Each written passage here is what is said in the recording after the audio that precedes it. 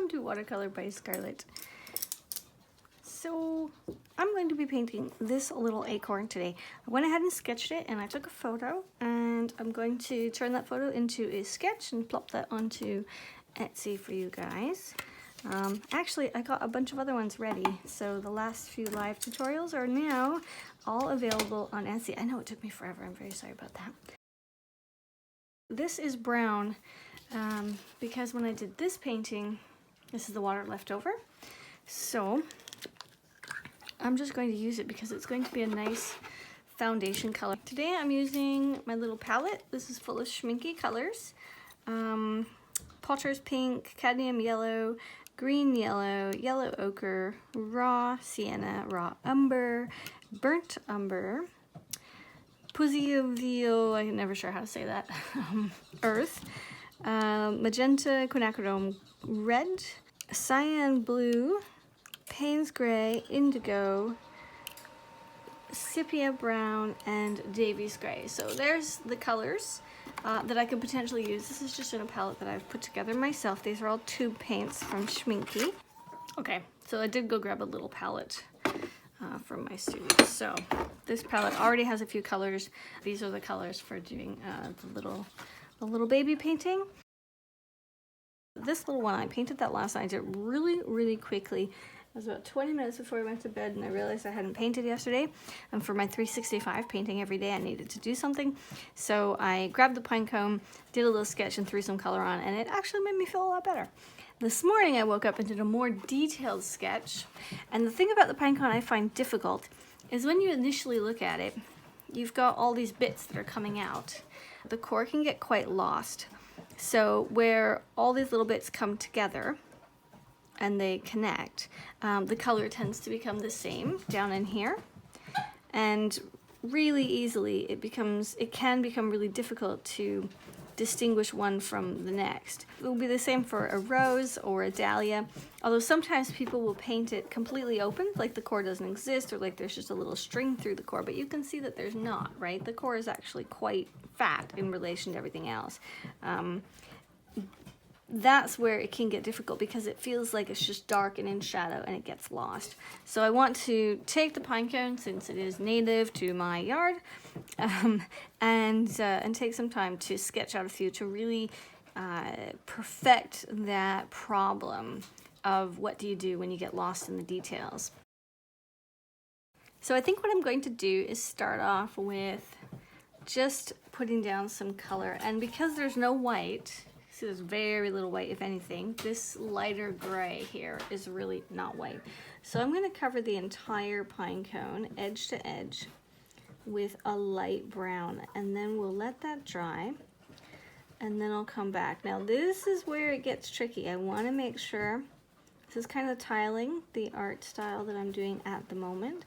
I want to make sure that I do each little piece without painting outside the line, because of course those tiny details where you have a little bit of open space between is going, like I mean on the edges, because the core is actually solid, is going to make the difference, because that's where you're going to really see what's going on. You want it like here. I want to make sure that this one and this one, these are little seed pods, that they have the paint on them, but there's nothing in the middle, because if I filled that in, I would lose the Pinecone. So, taking my time, I'm just throwing in some color. Now, this paint, or this water over here, this is just a water mix. I did a few paintings yesterday and the night before, and I really like to use dirty water, especially when I'm working with, when I'm filming for you guys. One, because it allows you to see what I'm doing and I'm not just using straight water, but also because it's dirty water, it's very thin, and see, it's too thick unless I just use the water. I just need a little more paint in there. It's very thin and it works really well as a base coat. So this will be my lighter tones, and I'm going to build on top. Of course, I'm at the beginning, so I don't know how realistic this is going to get by the end. You guys actually know the future, because you can see the cover shot, so you know what the end's gonna look like. But me here painting it, I have no idea.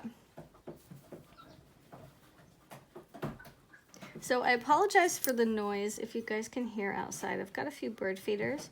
They're pretty close to the window. They're about maybe 2 feet from me. I'm really close to the window, and they're a good foot on the other side.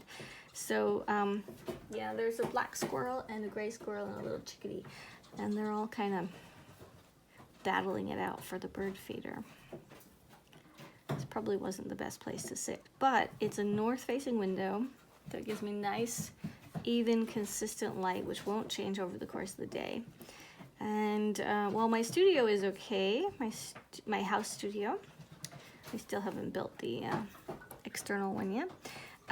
While my house studio is fine, it's really too cold in there. I have the wood stove in this room, so it's nice.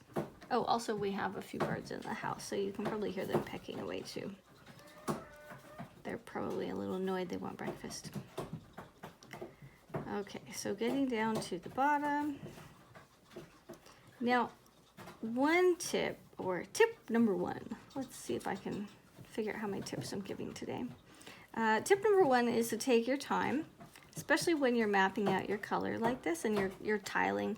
I'm doing a little bit of layering here at the bottom because I'm adding color on top of color, but for the most part, I'm just painting in inside the lines. If you're going for something that's a little more realistic and you've taken a lot of time to get that sketch perfect, because that is where it is. If you're looking for a realistic piece, you need the sketch to be perfect. It is absolutely exhausting to paint a piece, even like this one, to paint a piece all the way to the end. And I sketched this one really quickly. And then once you get to the end, you realize that your initial sketch was wrong. So the form, the shape, everything is wrong. So take your time to get your initial sketch perfect.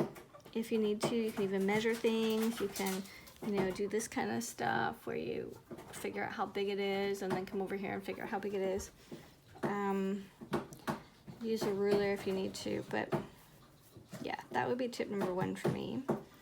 It doesn't need to be dark, like this one's pretty dark. This is more like a line and wash kind of thing because because it is so dark. So the sketch is on Etsy. It's a watercolor by Scarlett.etsy.com. That's where you can find the sketch if you want to use this exact layout, and I'll probably have a few of them on there. So I'm going over it for the second time. Now I'm picking up a tiny bit of this brown.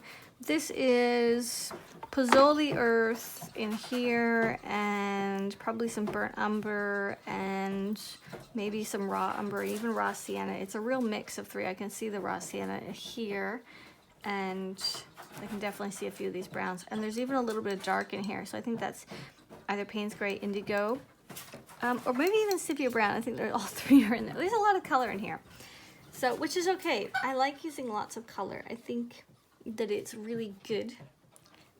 The more colors I use, especially if they're granulating colors, or if they're colors that I know I'm going to add a lot of water to and they're going to kind of pull apart, because when I scoop them up like this, they're not mixed into one. I never mix them all into one. I've got multiple different layers of color in there, but because they're so different, when I lay them down, they're going to manifest in different spots. So I'll have a line maybe that has more brown in it, or more sepia, or more burnt umber. Okay, so I'm still layering down my initial washes. I'm not paying too much attention to this, except that I know that the inner core here, here, and here are all going to be lighter, as well as this dot on top. And I also know that all of these little bits where the pine cone has bent over, the little ends, are all going to be lighter. I only have 1 pot of water at the moment, so I don't want to really wash my brush in there, or I'll change the entire color.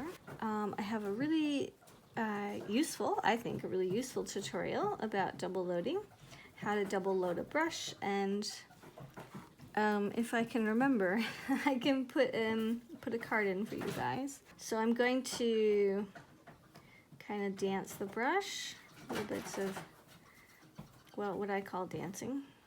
I'm not sure if I've gotten around to doing the dancing tutorial yet. That's on my list to show you exactly what that is and how it works and why I do it and what it's called, because it has a real name. If you're going for more of an illustration style, then you might want to make this perfectly even and symmetrical and really painted in the tiling form, where each piece is exactly the way it should be, and then they're layered next to each other. So there's no broken color like this. There's no real layering. If you're going for more of a natural or a layered look, then you might want to break up your color a little bit. I do have a tutorial on broken color and how that works. If you're looking for more technique information, I have 40 or so now technique videos, so the best thing to do is to go to the technique playlist and start watching that, because that will definitely help. So this is where it's getting a little trickier. Now, up here I'm looking at the underside, and I missed this one, right? I'm looking at the undersides. I know the undersides are darker. That's just how they are. Now I'm looking at the top, so they're more of this color, and if anything, way down in the backs, there's a little bit of dark color. This is why it's so helpful to have your subject with you. If it was a photograph, it would be a lot harder for me to see that. Now when I take the photo for you guys, and I'm going to put that onto Patreon, I'll put the reference and I'll put some sketches and all this good stuff there. So you actually need to do a few things. Go to Etsy to download the sketch for this, and then go over to Patreon to read the instructions and get the reference photo, which is good. Keeping it fun, right? Yeah, so I'll spend some time taking a really good photo so you guys can see more of the details. It won't be too dark. I'll have to light it. But it is always nicer if you can work from life.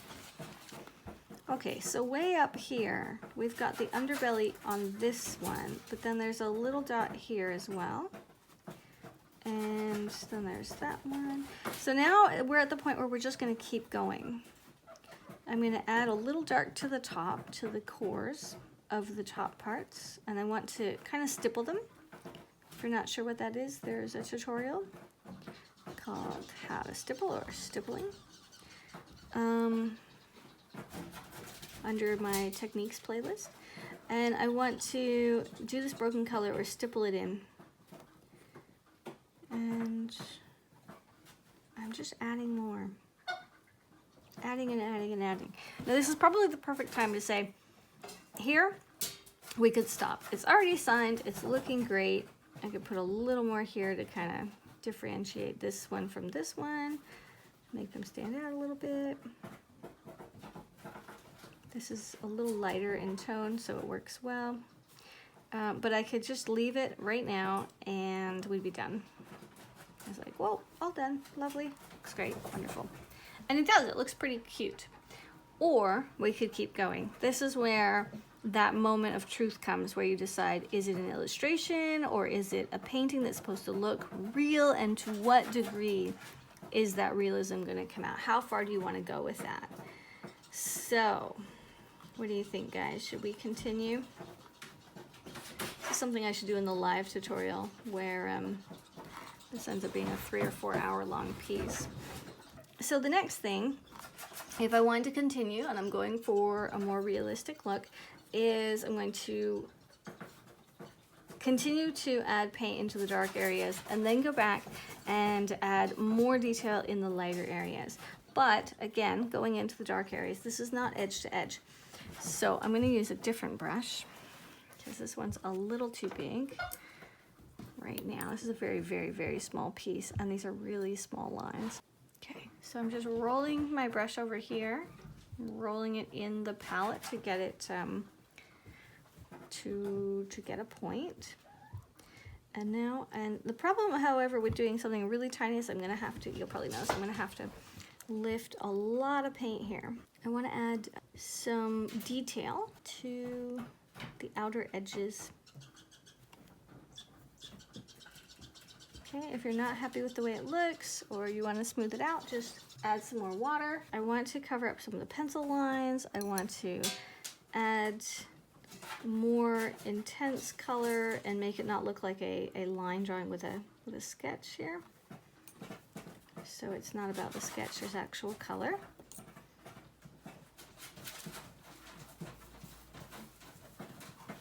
My hands are killing me, and I can really see in my work that my hands are so sore. My knuckles are all sore.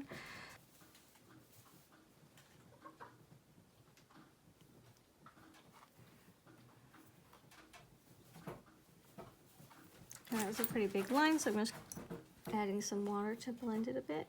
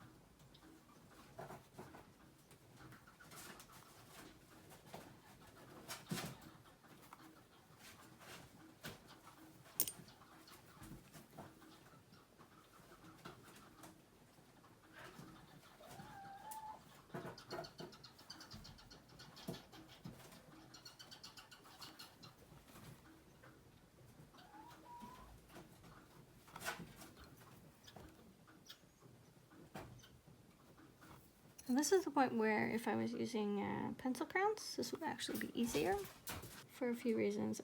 You wouldn't have to pick up the paint and just keep drawing. Although, I think you get a finer line with paint than with pencil crown. You really have to sharpen it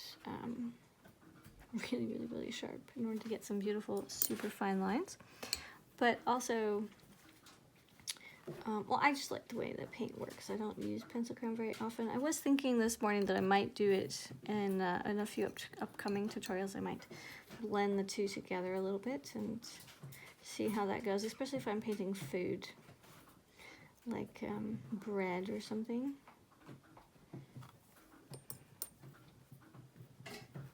And I want a really realism look where you don't have the layered splottiness of the watercolor.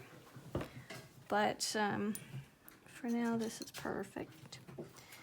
So I'm continuing to layer in. My fan just kicked on. Continuing to layer on some of these darker bits, especially near the core.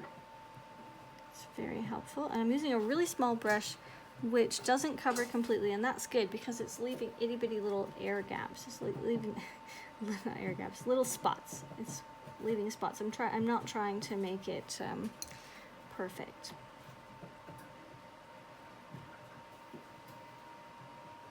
Because I want that layered, spotty, more organic look, which is what the Pinecone actually looks like.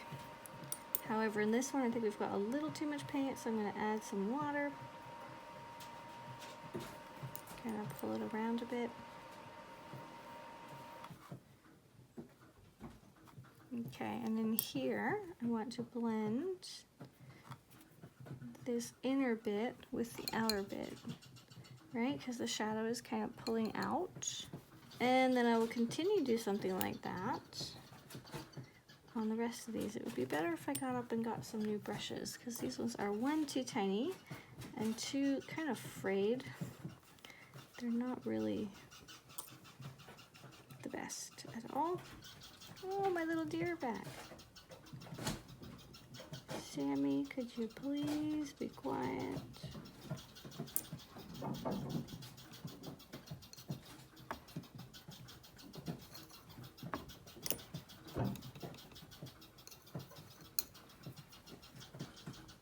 So what you're seeing down here is what I'm going to continue to do up and down to build up that darker color in the core, to build in the shadows, and this will give more contrast and more form. I'll make it feel like it's a little more 3D, because it's not just flat, it's not the same color from the middle to the end, but instead it's darker in the center and lighter on the tips.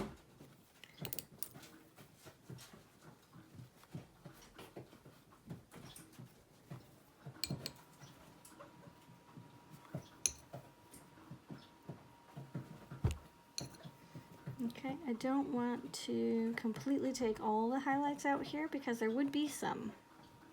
There are highlights. The sun can get into all kinds of little spots and it bounces around, and if I take them out completely and I make a total shadow in here, I lose that that organicness to it. So working our way down, and now we're at the bottom half, so we're not looking under these little seed pods, we're looking on the top of the seed pod, so it's the opposite. I want to give some darkness to the core and let it soften as it comes out. So I have sped up this part. I sped it up to about 1:40 or so, but it actually took me 20 minutes. The entire piece, I think, took an hour and a half, hour and 45 minutes. I was talking. Talking always takes a little longer, but I wanted to do a voiceover here. You can see that things are just appearing. Working on the core, and just like I said before, I'm still filling out those colors and getting that base tone down and layering on more colors. That's pretty much all I'm doing for the next minute and a half. But your time, minute and a half. But of course, in real time, this took about 25-30 minutes. So yeah, it's kind of neat to see it in fast forward though. And also coming up, I have to apologize for the squirrels that were making so much noise. My rabbit is running around the house chasing the baby quail, and they kind of play together. And the heater keeps clicking on. I mean, this is one noisy house, considering I have it all to myself and nobody but me is here. Yeah, I'm kind of amazed. I do need to go outside and check on the chickens in a moment. But in the meantime, I will leave you guys to continue with this. So I changed my brush. This is a brand new brush. This is the first time I'm using it, and there's a significant difference in how it feels. I have a lot more control. The tip is really soft. It blends. It moves properly. It's not going off in all directions. It's not complicated or difficult to control. So this just reminds me how important it is to occasionally check if our brushes are too old and maybe we're not happy with them, but we don't even notice because we just get used to working with crummy brushes. I do think there's value in working with crummy brushes because you have to overcome obstacles. It's not so easy. So I think it hones our skills just a little more than if you're using something that's super simple and it just flows constantly. But if you're if you're not looking to spend all of your time arguing with a brush or fighting a brush and you just want to paint, it's very frustrating. I'd prefer to have prefer for sure to have a brush that works and just, you know, does what it's supposed to do. So down here, this itty bitty triangle right now that I'm working on, this is the back side or the underside of a different one on the other side. And that's also something that's kind of important when you're painting to consider. There is a backside, and occasionally you will see bits and pieces. You won't see enough to maybe make out the whole thing, but you probably see lots of bits and pieces about from the backside. And if you, it's important to include that because it's going to make a little more sense. So I actually want to make it a little darker. And then I want to come in with a slightly lighter brown and fill this front piece, this little part, that would be like maybe this one, and then this one behind here. No, do you see that? Yeah, you see how this one is behind this one? It's not exactly what I've got because my angle is different, but this one way back here, these two look like they're the same, but they're not. Which ones? Yeah, this one back here. The bottom of that is down here. And as soon as I'm done with these little lines, I want to come back and paint the back sides because some of these guys back here are actually a little darker than what's over here. They're in shadow, or they're either shadowed by another one of the little pods, or maybe they're actually in shadow because they're just sitting in the shadow and the sunlight's not hitting them. But whatever reason, we need to kind of define them as being separate. And then there are the natural colors. So I need to figure out a way of showing you guys, but on the underside there, it's not all one color. There's these beautiful little brown marks, and which are broken up by the black marks. So I want to also put that texture in here as well. And again, just dancing the brush. Like this one is really only a lighter color way up at the top, but everything under about here is a little darker. And then we get way down to the bottom. Okay, it gets significantly darker.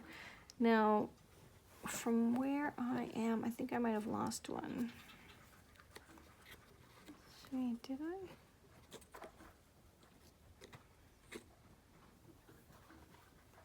I? Uh-oh. No, okay, maybe not. Let's...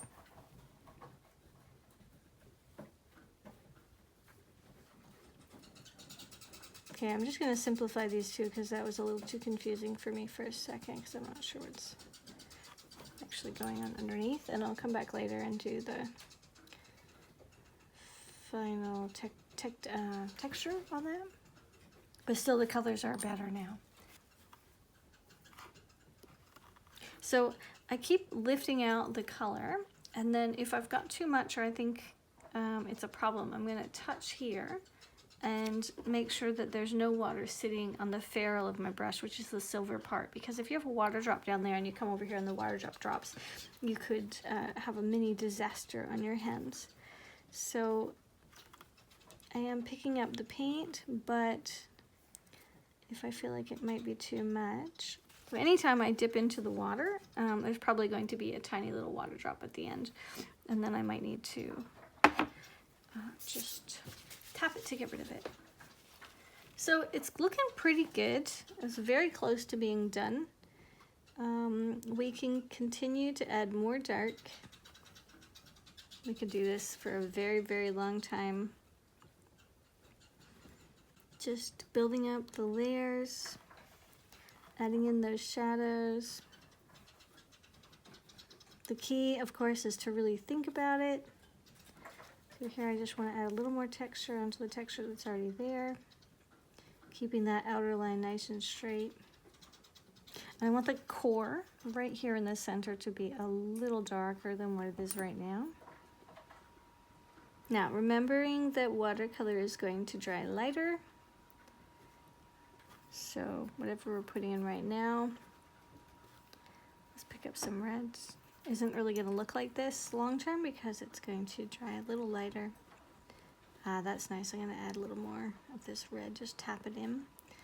Kind of warms the piece up a bit.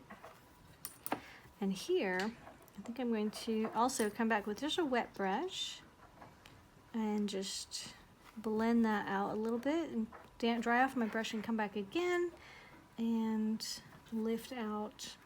And so that it wasn't quite so choppy, and I'll do it here a bit too. We do want that texture, but I want it softer. Under that, we worked a lot down here, and I kind of have to let it dry completely before I come back, but I think it's pretty good. So there's this one, and then there's this one.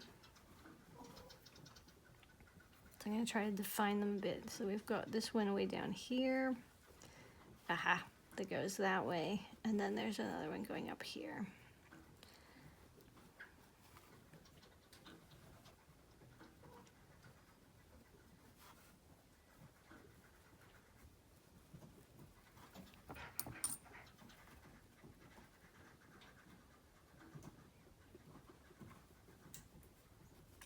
And then going a little lower. Now we don't actually want this light space right here in the middle. We want to darken that out too, because that's the core. And this one kind of went amok on us, didn't it, way down here? So let's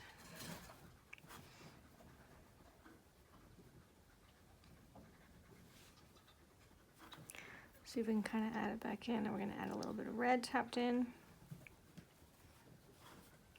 And then from this point on, remember, we're going the other direction, which is why it gets a little complicated. So we've got the underside of this one here.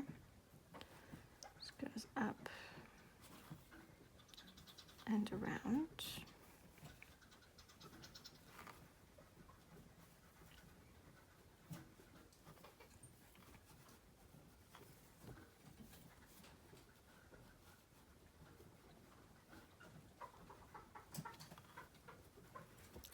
And then we've got this one. This is the top, and this is the top, and this is the top. And that's the underside of the one above.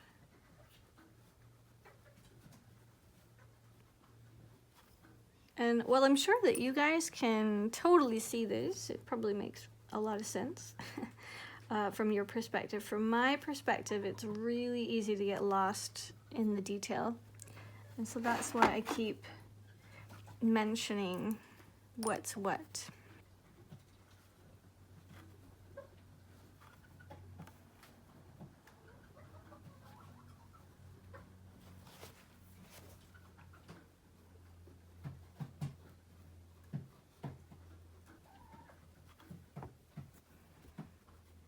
And I want to come back with just a few defining the lines here.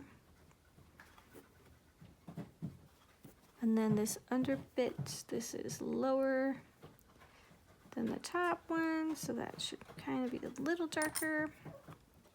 Because now we want to create, we want to kind of anchor it to itself.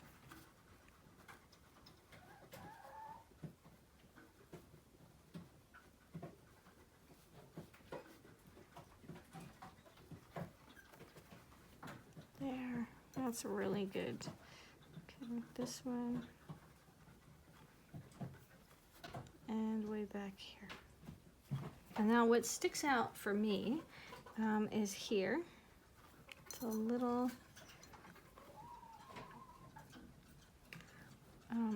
too bright, I think. And also maybe one of these. Let's see.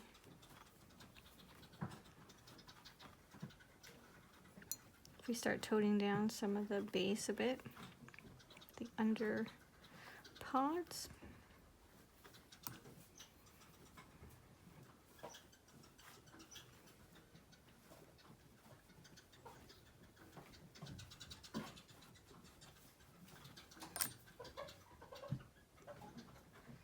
I'm just putting in the color and then coming back with some water.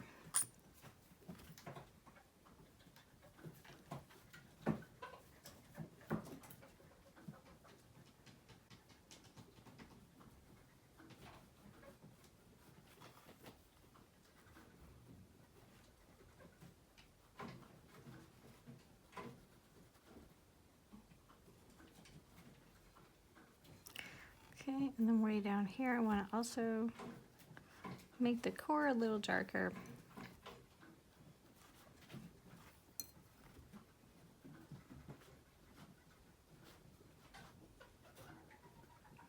And way down at the bottom as well.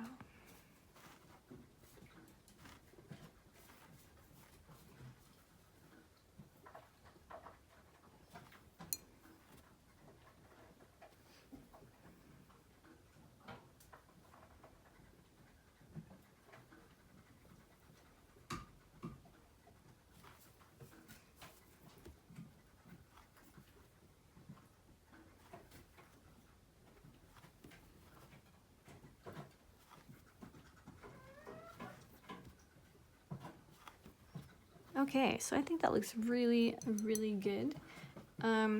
There's a lot more we could do, or we could stop there.